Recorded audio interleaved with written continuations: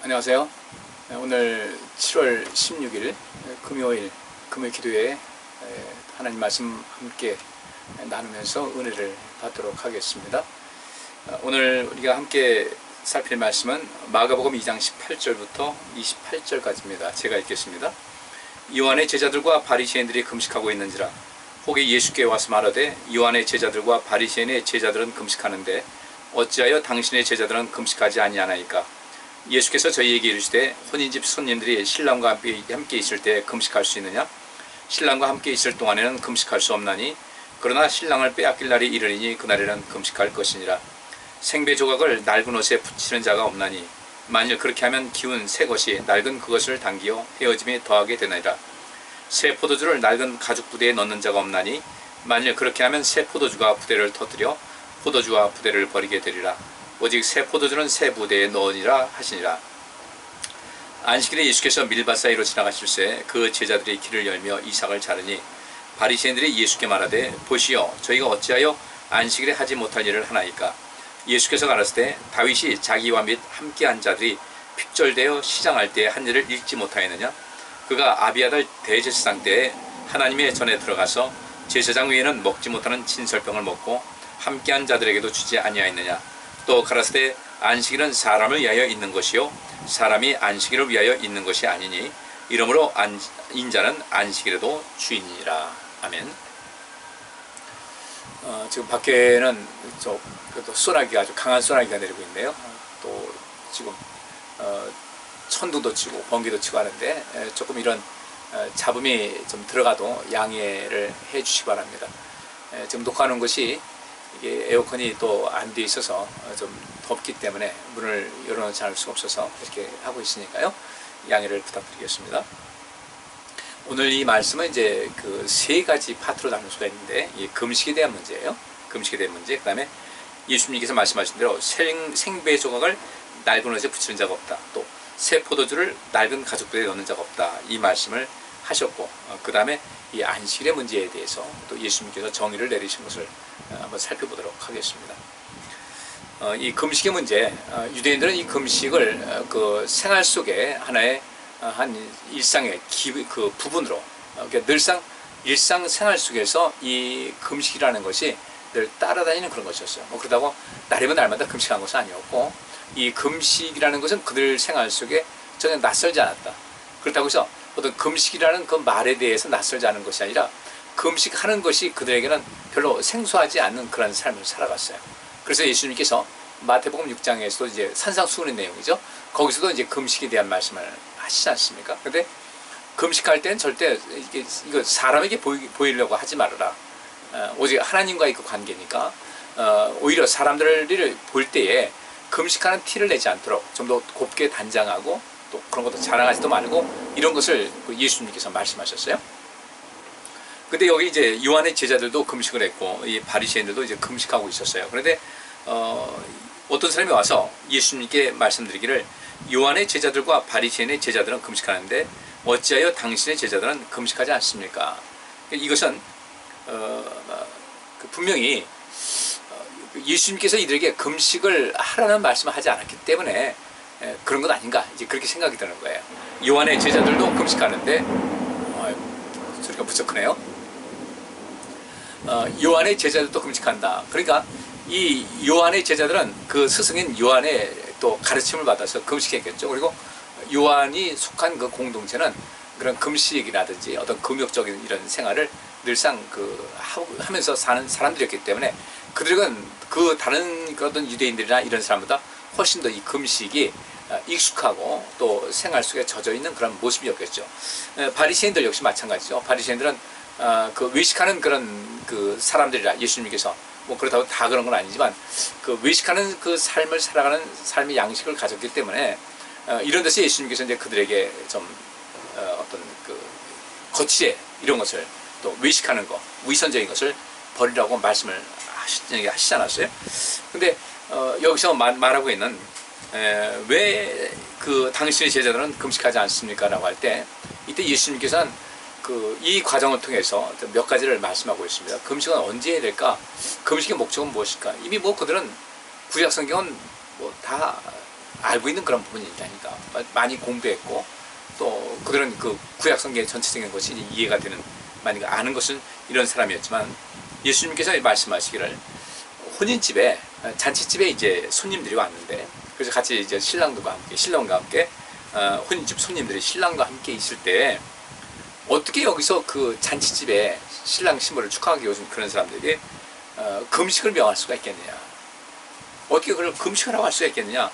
신랑과 함께 있을 동안은 금식할 수 없지 않겠냐? 이거 뭐 상식이죠. 우리가 결혼식 할 때 제일 중요한 것이 뭐겠어요? 결혼식 하면 뭐 당연히 이 음식을 먹는 거, 이런 건 당연히 따랐겠죠. 그러니까 이런 것에서 우리가 그 무엇을 어떻게 될 것인가를 좀 관심을 가져야 되는데, 이 잔치집에서의 그런 모든 생활과 마찬가지로 우리도 그 결혼식 하면 뭐 잔치가 있다, 우리 집에 잔치가 있다. 옛날에 그랬잖아요. 결혼식을 잔치가 있다 이렇게 하듯이, 결혼식 하면 반드시 잔치가 열리는데, 잔치 열면서 음식은 많이 쌓아놨는데도 불구하고 금식해야 된다고 먹잖아요. 이게 말이 안 된다는 거죠. 그러니까 여기서 예수님께서는 이 당시 하신 말씀이 잔치집을 벌이는 것 같은 그런 분위기라는 거예요.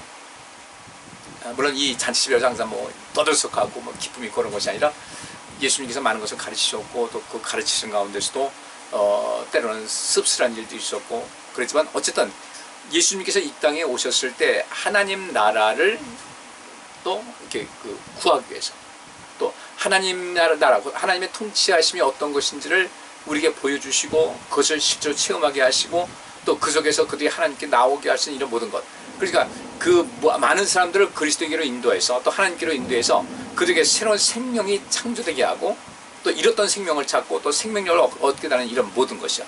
한 영혼이 돌아왔을 때 천국에서 그 잔치가 벌어진다. 그와 똑같은 거예요. 그러니까 이 일을 하는 가운데서 하듯이 에너지가 있어야 되겠죠. 그렇다고 해서 이런 가운데 뭐 금식이 전혀 필요 없다는 것은 아니었어요. 여기서 예수님께서 말씀하신 것은 이런 부분에서 금식을 누군가에게 강요하거나 습관적으로 하는 그런 것을 따라서 하지 말고, 이 금식의 의미가 무엇인지를 좀 살필 필요가 있다는 것입니다.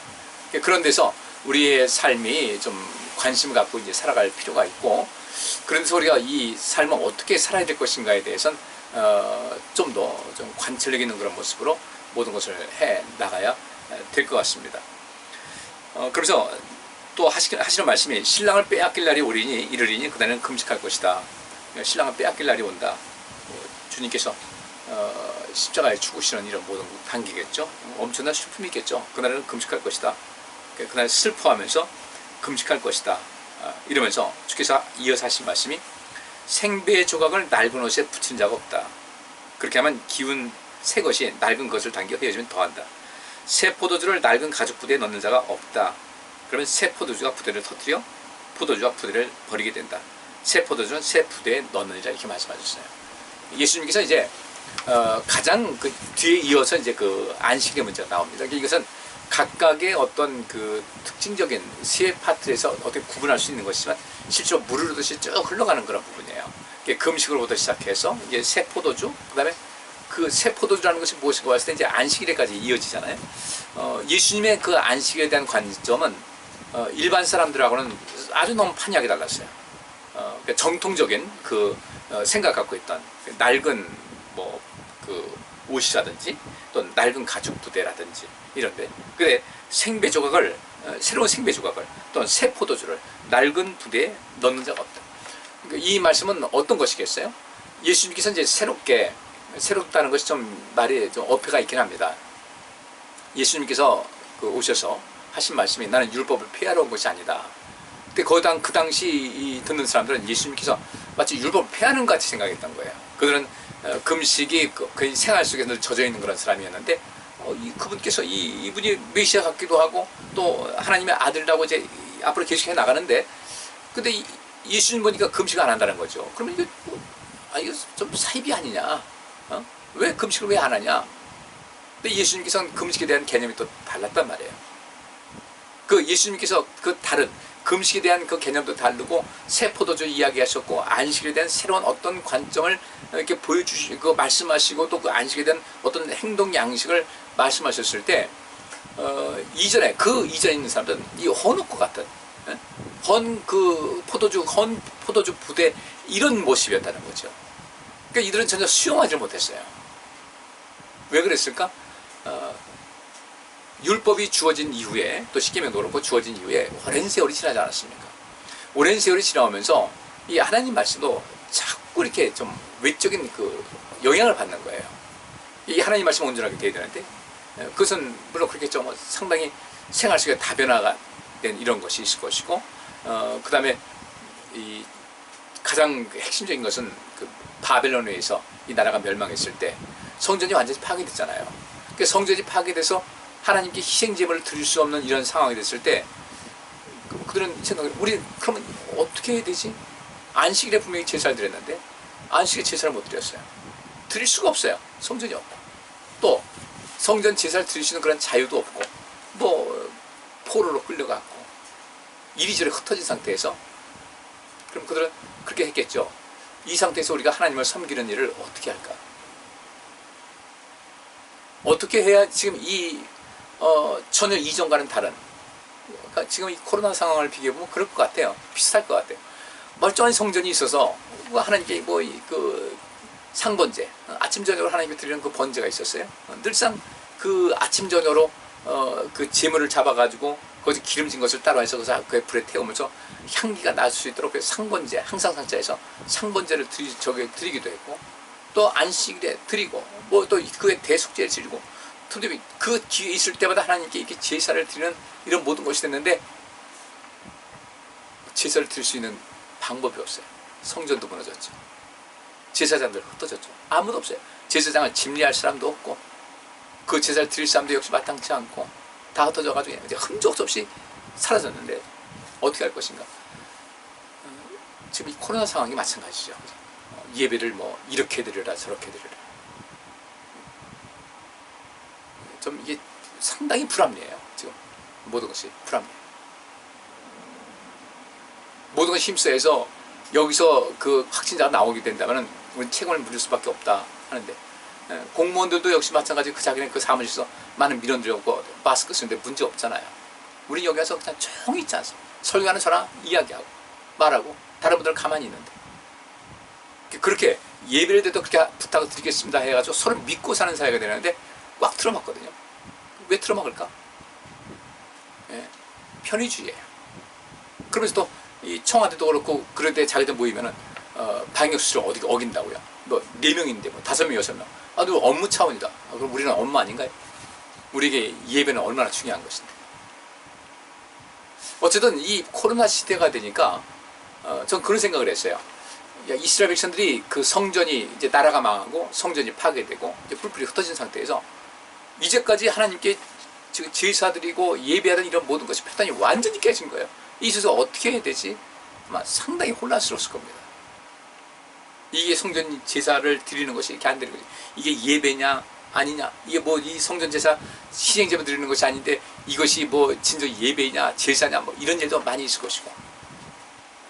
그런데 우리는 그들은 그런 가운데서도 이제 서서히 그 어떤 회당을 중심으로 해서, 그러니까 희생 제물들은 드리지 못한다 할지라도 일단 우리가 그렇게 모이자. 그러면서 하나님 말씀을 이제 그들은 거기서 낭독하고 또 듣고, 그 당시 낭독한다는 건 어쩔 수가 없죠. 지금같이 인쇄소를 발달해가지고 책을 다 읽는 것도 아니고 하니까 낭독할 수밖에 없었어요. 그들은 그냥 듣는 걸로 그쳤던 거예요. 그런 그 유대인들의 그 생활 방식이 초기 교회도 이어진 거죠. 그 당시도 구약 성경 두루마리 된 것을 다 펼쳐서 왔으니까, 그러면서 이제 세월이 지나가지고 신약 성경이 또 그렇게 정령으로 인정이 되고, 그렇게 이제 모든 것이 지나오는 그런 가운데서도 천둥소리입니다.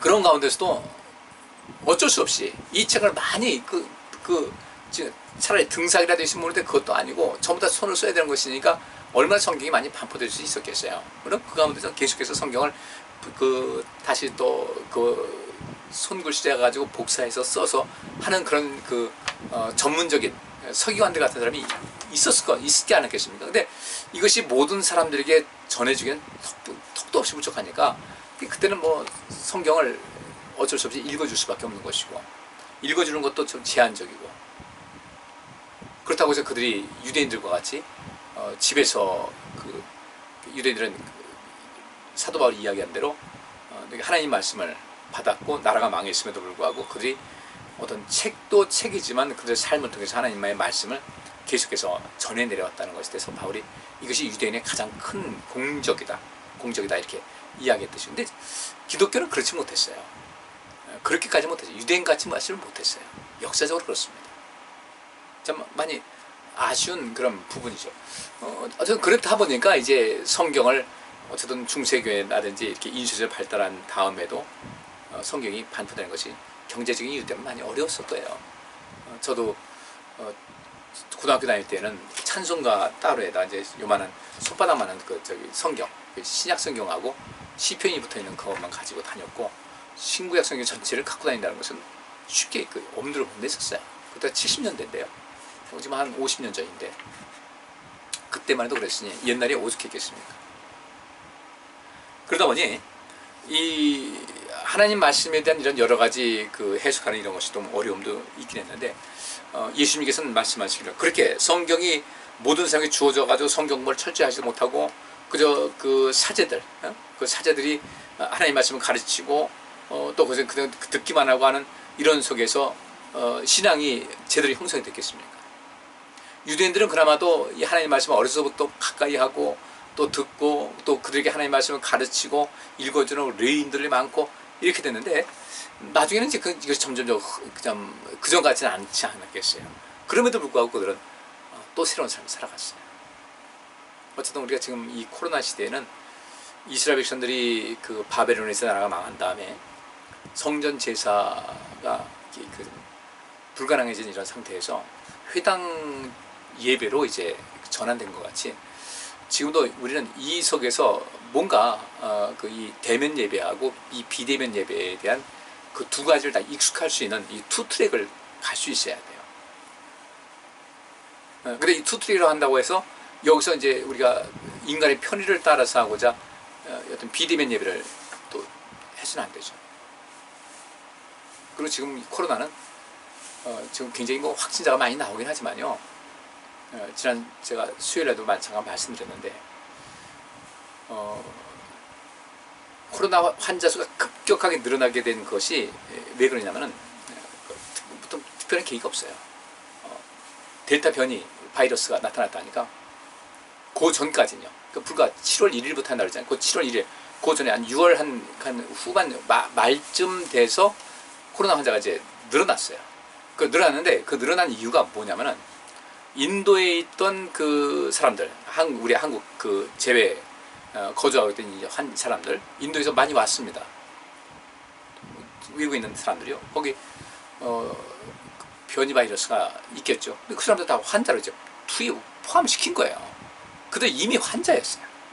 환자였는데 그 확진자 수가 있는데 외국인까지 같이 포함하니까 갑자기 쭉 불어난 거예요. 국내에서는가 아니라. 이때부터 어떻게 했는가? 참 이것이 이제 그 정부에서 이 정치로 이 방역을 이용한다는 거 오해를 받는 것이 바로 오해인지 사실인지 모르겠죠. 그때부터 이제 갑자기 공격적으로 이제 코로나 검사를 시작합니다. 그때 이렇게 반짝 쭉 인도에서 온 사람들 들여가 가지고 이 환자 수가 많아지니까 저 검사해야 되겠다 해가지고 그때부터 했는데 그 직전 그 경계선이야. 인도에서 많은 그 환자들 들어가 가지고 쭉 늘어났을 때, 갑자기 쭉 늘어났을 때, 그 전에는 한 2만 명 정도만 하루에 전국에서 2만 명 정도만 검사했던 것이 그 다음부터 한 13만 명 가까이를 검사를 하기 시작한 거예요. 그러니까 지금 여러분들 무증상 확진자가 많다는 것이 정설 아니겠어요? 그렇게 늘어나죠, 당연히. 그렇게 더 많이 숫자를 많이 하니까 늘어나는 거예요. 지금도 마찬가지예요. 지금 8.15 그 8월 언제 10월 25일까지인가 이 4단계 한다 그러죠. 모르는 거예요. 여기 상당히 어떤 정치적인 의도가 들어있기 때문에 지금 계속해서 정부에서 그 검사자 수를 계속해서 지금까지 늘리게 되면요 8월 말까지 2,000명 문제 없어요. 그건 만들어낼 수 있는 것이고 줄일 수도 있는 거예요. 검사 수를 줄이면 확진자 수 줄어드는 것이고 검사자 수 늘리면 늘어나는 거예요. 그러니까 이건 누구 손에 달려 있어요? 검사를 하고 있는 방역 당국의 그 키가 달려 있다는 거예요. 근데 많이 하면요, 계속 2주 연기하고 연기하고 언제까지 가는지 모르는 거죠. 참 이게 우리 현실입니다. 어쨌든 그러다 보니까 그들이 나라가 망하고 이렇게 그 하는 과정 속에서 이제 회당 예배를 전환이 되고 그러면서 이 율법이 이제 계속해서 시대가 흘러가면서 이제 입으로 전이가 됩니다. 이게 계속해서 구전으로 이제 입에서 입을 통해서 가르쳐주고 하는데 이 속에서 반드시 어떤 그 오염되거나 왜곡된 그런 것이 나타날 수밖에 없다는 거예요. 그래서 예수님께서 이 땅에 오신 다음에는 이제 여러 가지 구약 성경에 있는 것을 가지고 새로운 정의가 아닙니다. 기존의 본래의 의미가 그것이었는데 세월이 흐르면서 왜곡되고 또 잘못 그 가르쳐졌던 것, 오해됐던 것을 다시금 이제 온전케 하는 거예요. 그래서 예수님께서 율법을 완성하러 왔다는 말씀이 바로 그겁니다. 이미 완성됐어요. 근데 그 율법의 의미가 퇴색이 됐다는 거예요. 율법의 진의가 왜곡되게 그 해석이 되고 왜곡되게 전달됐다는 거예요. 주님께서 이렇게 이 모든 것을 하시다 보니까 사람들이 볼 때는 저게 뭐냐라고 생각하는 거죠. 그러니까 새로운 그 새 포도주를 이들은 자기 낡은 가죽 부대에 자꾸 담으려고 하니까 자꾸 충돌이 일어나는 거예요. 그러니까 자기 그 당시에 있던 사람이 낡은 가죽 부대, 아주 율법에 쩔어있던 율법주의자들은 낡은 가죽 부대 같은데 예수님께서 이제 이런 안식일 같은 말씀도 하시면서 새로운 것을 주입하니까 이것이 그 새 포도주는 점점 발효되지 않습니까? 그 발효 가스 압력이 얼마나 큰데 굉장히 크거든요. 이 압력이 우리는 상상할 수가 없습니다. 여러분 아시다시피 그 해저 화산이 폭발하지 않습니까? 바다 밑에 있는 거예요. 폭발해요. 엄청난 가스가 발출합니다. 그러면 그 바닷속에 있는 그래가지고 그 엄청난 압력이 있는 거죠. 뿜고 올라와가지고요. 똑같은 거예요. 그러니까 이 헌 가죽 부대가 터져버리는 겁니다. 그러니까 예수님께서 이 새 포도주라는 것은 새로운 율법이 아니에요. 본래의 율법의 그 기본 의미를 이제 그동안 많이 퇴색하고 왜곡되고 오해가 있었던 그런 것을 본래 하나님께서 율법을 주실 때 본래의 개념으로 이제 다시금 새롭게 하시는, 다시금 회복시키시는 이런 것인데 그러다 보니까 이들은 자꾸 가죽 부대가 터지면서 예수님을 향해서 이제 이단자다, 또 참남한 자다, 하나님을 모독하는 자다, 그분이 하나님의 아들이시고 그분에 의해서 세상이 창조되는데 말이죠. 이런 일이 생기게 되거든요. 그러니까 우리도 지금 하나님 말씀을 들을 때 저 역시 이 말씀을 제대로 가르쳐야 될 사명이 있기 때문에 많이 고민합니다. 말씀을 이렇게 가르칠 때 여러분에게 설교하고 가르칠 때 그냥 가르치는 거 아니거든요. 많이 확인하고 다른 성경 구절하고 봐서 이것이 문제가 없다 할 때 제가 말씀을 증거하지 제 개인적인 생각으로 이렇게 하는 건 없어요. 물론 제가 부족해서 덜 가르친 것은 좀 어떤 부족하게 가르친 것이 있을지 몰라도 어쨌든 이것은 저는 여러분들에게 왜곡되게 가르칠 수는 없다는 것이죠. 또 그런 것은 제가 철저하게 제가 조심하고 있고요. 근데 이제 그 과정 속에서 예수님께서 밀밭 사이로 지나가시는데 그 제자들이 길을 열며 이삭을 잘랐어요. 가면서 그 제자들이 길을 열다는 것은 이제 밀밭 사이로 이게 그 길이 없으니까 사이로 이제 조심조심 걷는데 길을 이렇게 열어주지 않겠습니까? 그러면서 제자들이 밀 이삭을 잘라 먹었어요. 그랬더니 그 바리새인들이 그것을 보고서 또 뭐라고 하냐면 저희가 당신의 제자들이 어째서 안식일에 하지 못할 일을 합니까? 왜 안식일에 일을 합니까? 이거예요. 안식일에는 어떤 것을 해야 된다 말해야 된다 규정이 있는데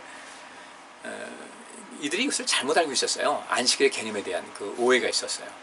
그러니까 항상 예수님께서 사역을 하시면서 가장 많이 부딪혔던 것, 가장 많이 부딪히고 가장 많이 그들이 시비를 걸리고 그 시시비를 가리자고 그때 덤벼들고 아주 가장 핵심적인 것이 이 안식일 문제였어요. 그들에게 굉장히 이것을 중시했었는데 예수님께서는 새로운 것을 하는 거예요. 그래서 오늘 본문에 그 말씀 있지 않습니까? 먼저 이제 그 시작할 때 한 일이 잊지 못했느냐 그러면서 안식일에 하지 못할 줄 제가 합니다. 그러니까 예수님께서 이것을 이제 먹는 것으로 이렇게 했어요. 그들은 말하기를 왜 꺾느냐 이거 일하는 거다 이거지 이걸.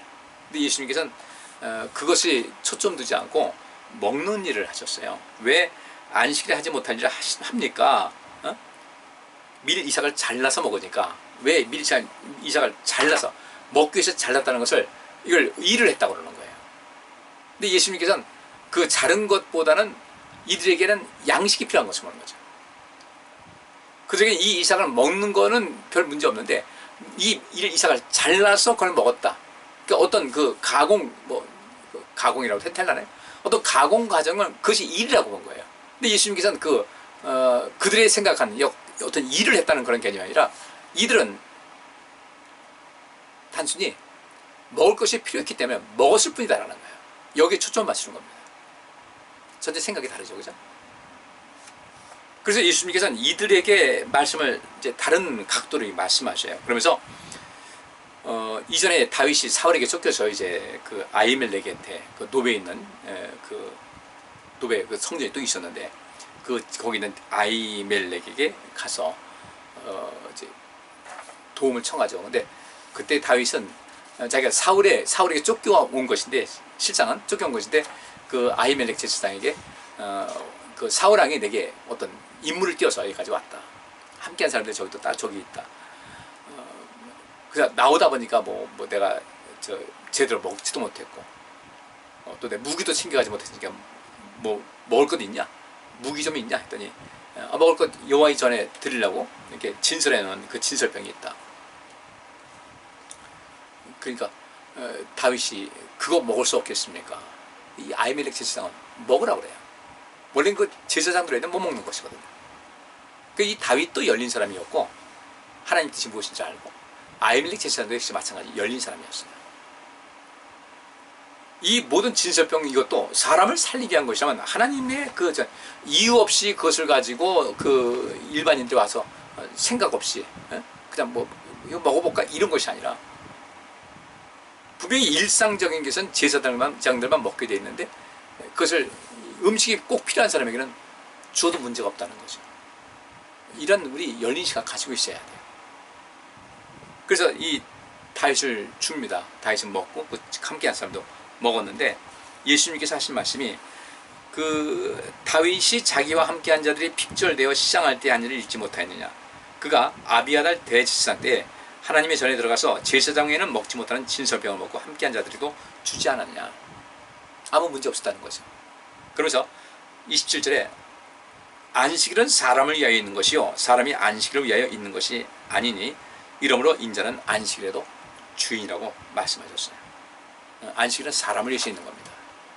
그다음 쉬고 그죠? 이 육신도 또 정서적인 면도 영적인 것도 충전하고 그러면서 그 주어진 삶에 힘있게 살아갈 수 있는 그런 에너지를 채워주는 것이고 휴식을 취하고 에너지를 채우는 이런 것인데 따라서 안식일은 사람을 위해서 있는 것이지 사람이 안식일을 위해서 있는 것이 아니다. 이 안식일이 절대로 주인 노릇하면 안 된다는 거예요. 그래서 뒤 그 28절에 이러므로 인자는 안식일에도 주인이다 그랬어요. 사람을 위해서 있다고 그러잖아요. 그 다음에 여기 인자라는 것은 사람의 아들입니다. 사람의 아들이니까 이것은 예수님을 2차적으로 말하는 것이고 그 다음에 모든 사람을 이야기하고 있어요. 하나님 믿는 모든 사람들 절대로 이 사람이 안식일에 노예가 될 이유가 없다는 거예요. 안식일이 사람을 위해서 있기 때문에 오히려 노예라면 안식일에 사람에게 그 하위 개념이 있어야 되는 거죠. 그러니까 인자는 안식일의 주인이라는 거예요. 인자는 안식일의 주인이다. 그 안식일을 어떻게 지낼 것인가? 오늘 금식에 대해서도 이제 말씀을 드렸어요. 이거 잠깐 그 금식과 그 안식일의 개념에 대해서 성경 말씀이 있는 것으로 대신하겠습니다. 이 금식이 어떤 그냥 외형적인 신앙의 어떤 하나의 행사로 끝나는 그런 금식이 돼서는 안 되거든요. 이 금식은 금식다워야 돼요. 왜 금식해야 될까? 금식이 필요 없다고 해서도 안 되고요. 금식을 할 때 금식의 의미를 제대로 해야 돼요. 금식이 필요해요. 할 때 있어요. 근데 그것을 왜 하느냐, 어떻게 할 것인가에 대한 것은 성경의 가르침을 받아야 되죠. 이사야 58장 1절에 보면 이런 말씀이 있어요. 크게 외치라 아끼지 말라. 내 목소리를 나팔같이 날려 내 백성에게 허물을 야곱집에 그 죄를 구하라. 그들이 날마다 나를 찾아 나의 길을 알기를 즐거워하며 마치 의를 행하여 그 하나님의 규례를 폐하지 아니하는 나라 같아서 의로운 판단을 내게 구하며 하나님과 가까이 하기를 즐겨한다. 근데 뒤에 보니까 3절에 뭐라고 하냐면 이르기를 우리가 금식하되 주께서 보지 아니하시면 어찌미오며 우리가 마음을 괴롭게 하되 주께서 알아주지 아니하면 어찌미니까 하느니라. 이렇게 얘기를 하고 있어요. 이들은 분명히 그 2절에 뭐지 그 이사야 58장 2절에 보면 그들은 겉모습 보면은 날마다 나를 찾아서 내가 제시하는 가르치는 그 길을 알기를 그 즐거움이 마치 의를 행하여 그 하나님의 규례를 폐하지 않는, 곧 하나님께 순종해서 의로운 일을 행하고 하나님께서 가르쳐준 명령대로 살기를 원하는 그런 모습은, 원하는 그런 백성 같은 모습은 있는데, 실제로 그들이 하나님께 나와서 또 말씀드리는 것은 뭐냐면, 하나님, 우리가 금식하는데 왜 우리를 돌아보지 않습니까? 우리가 금식하면서 우리 마음을 괴롭게 하는데 주께서 알아주지 아니하시면 어찌입니까? 그러면 금식할 때 마음이 괴롭죠. 먹고 싶고 힘들고 하니까. 근데 왜 안 알아주십니까? 근데 이때 우리 하나님께서 너희가 금식을 하는데 내가 너희를 바라보지 않았던 것은 이유가 있지 않겠냐? 그래서 이렇게 하신 말씀이, 너희가 금식하는 날에 오락을 찾아 얻으며 온갖 일을 시킨다는 거예요. 하나님의 도우심 받기 위해서 금식하면서 오락을 찾아서 온갖 일을 시켜요. 그 온갖 일을 시키는 것은 뭐겠습니까? 자기가 금식하면 좀 뭔가를 해야 되잖아요. 네? 금식하면서 참 두드러 오락이라는 것이 여기서 말하고 있는 오락이라는 건 어떤 흔히 말하는 대로 뭐 게임을 한다 이런 그런 것이 아니라, 그러면서 어떤 자기 유익을 얻기 위해서 끊임없이 사람들이 가서 간섭하면 이거 해라 저거 해라 하면서, 하나님과 금식하게 되면 하나님과의 온전한 관계가 되는데, 금식하면서도 일도 하고 이러면서 하니까 생각이 과연 어디 있을까? 온갖 일을 시킨다. 결국 금식하는 그 이유가 뭐냐면, 하나님, 나 지금 말하면 기복신앙에 빠져가지고요, 나 금식하니까 나 빨리 복 주세요, 이런 식이에요. 그래서 4절 보면, 보라 너희가 금식하면서 다투며 싸우며 악한 주먹으로 치는도다. 너희의 오늘 금식하는 것은 너희 목소리로 상달케 하려는 것이 아니다.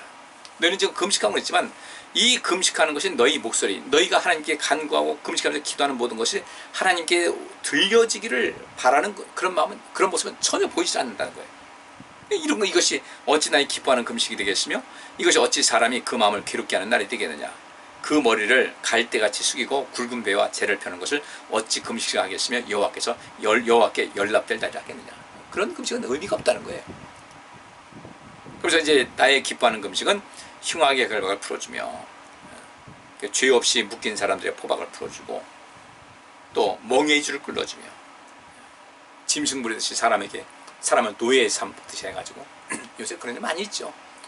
노예 삼듯이 그 인권을 침해하고 또 그들에게 악을 행하는 이런 모든 것, 압제당하는 자를 자유케 해야 되는데 그들에게 무거운 세금을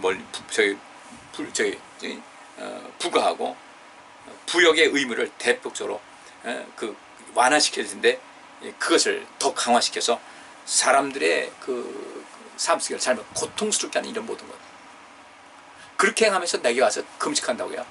무슨 소용이 있겠냐는 거예요. 따라서 너는 금식할 때 나의 그 도움을 간절히 바라는 만큼 너는 줄인 자에게 내 식물을 나눠주며 유리하는, 집 없이 떠돌아다니는 그런 불쌍한 사람들을 내 집에 맞아들여서 끝까지 데리고 있으라는 것은 아니지만, 그들의 삶에 필요한 것은 너희 능력 안에서 그들을 뭔가 채워주고, 또 벗은 자를 보면 입히고, 또 동족을 보고서 여기서 내 고륙을 피하여 스스로 숨지 않냐는 것이 아니겠느냐는 것은, 고륙이라는 것은 같은 이스라엘과 같은 민족, 그들을 말하고 있습니다. 신앙 공동체예요. 모른 체 하지 않는 것이 바로 내가 기뻐하는 금식이 아니겠느냐. 그리하면 내 빛이 아침같이 비칠 것이며 내 지루가 급속할 것이며 내 의가 내 앞에 행하고 여호와의 영광이 내 뒤에 호위할 것이다. 그러니까 내가 부를 때에는 나 여호와가 응답할 것이다. 뭐 이렇게 말씀이 쭉 나와요. 그러니까 우리가 이론 속에서 이 모든 것을 살피면은 참 중요해요. 그리고 13절에 이런 말씀이 있습니다. 만일 안식일에 내 발을 금하여 내 성일에 오락을 행치 아니하고, 내 오락을 행치 아니하고, 그러니까 뭐 어떤 일을 한다거나, 또 그런 모든 것을 또 여행을 한다거나, 개인적인 어떤 즐거움을 산다, 이거 하지 말라는 거예요.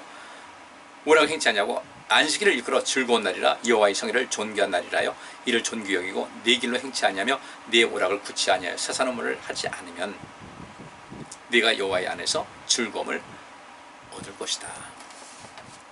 금식하면서 필요 없는 얘기를 많이 하고 뭐 힘드니까도 하겠죠. 그렇게 하지 말라는 거예요. 그래서 안식일은 인자의 주인, 인자는 안식일의 주인이다. 오늘 이 안식일의 개념, 또 이 새 포도주, 이젠 성경의 말씀을 이제까지 내가 들어서 알고 있던 거 말고 여러분께서도 계속해서 하나님 말씀을 연구하세요. 자주 보시면서 또 성령의 도우심을 구하면서 하나님께 이 뜻을 알게 되라고 기도하면서, 그러면서 이 본래 하나님의 말씀을 우리가 바르게 알아야 되는데, 지금도 우리 성도님들 혹시 이런 것이 아닐까 좀 염려가 되거든요. 그 전에 들었던 옛날에 신앙생활했던 그런 모든 것이 머릿속에 꽉 차가지고, 제가 여러분들에게 전 예수님 아니지만요, 적어도 저는 이제까지 한국교회에 그 뭔가 왜곡되고 또 변질되고 또 어떤 그 가르침이 어떤 그 좀 미달되었던 것을 채워주고 바르게 하려고 무지하게 애를 쓰거든요. 여러분께서 수용하셔야 돼요. 꼭 부탁드리겠습니다. 수용하셔서 하면은 여러분 삶에 굉장히 유익이 될 거예요. 예수님께서 그것 때문에 온 거예요. 왜곡되고 또 변질되고 인간의 생각대로 막 이리저리 만들어 놓은 것을 본래 율법의 본래의 의미를 예수님께서 형성시켜 준 것 같이, 저 역시 여러분에게 이 말씀을 온전하게 가르치라고 무지하게 애를 쓰거든요. 우리 잘 배워서 우리가 새 부대가 되잖아요. 주님께서 우리에게 은혜 줄 때 새 부대, 성령의 충만함을 힘입고, 금식도 금식의 의미가 무엇인 줄 알죠. 금식이라는 건 나만 유익하게 하는 것이 아니라, 여기 우리가 말씀하지만 금식하는 기간 동안에 오히려 더 남들도 유익하게 하라는 거예요. 또 안식의 개념, 안식을 우리가 이게 헛되이 보내지 말자는 거예요. 가볍게 보지 말라는 거예요. 너무 쉽게 그날 주님의 날인데 이 날은 꼭 주님께 지켜야 된다, 하나의 원칙을 지키고 살아야 되는데, 이 개념이 너무 이렇게 희미하게 되면은 하나님과의 관계가 문제가 됩니다. 여기까지 말씀 마치겠습니다. 다 지혜로운 그 지혜가 있으신 분이니까 이 말씀은 여러분 또 여러 가지 생각이 들 거예요. 이거 어떻게 내가 또 어떤 변화를 줄 것인가, 또 함께 또 고민도 하면서 하나님 말씀을 보면서 또 새롭게 하면서 온전한 신앙의 그 길을 힘써 걷는 여러분 되시길 바랍니다. 기도합니다. 하나님, 말씀 받습니다. 이 말씀을 우리가 마음에 새기고 또 이 말씀을 우리 삶 속에 잘 적용시켜 실천함으로 하나님의 복과 은혜를 부음받기 부족함이 없고 참 그리스도인의 삶을 살아갈 수 있도록 도와주옵소서. 예수 그리스도 이름으로 기도하옵나이다. 아멘. 예, 수고하셨습니다. 편안한 밤 되세요.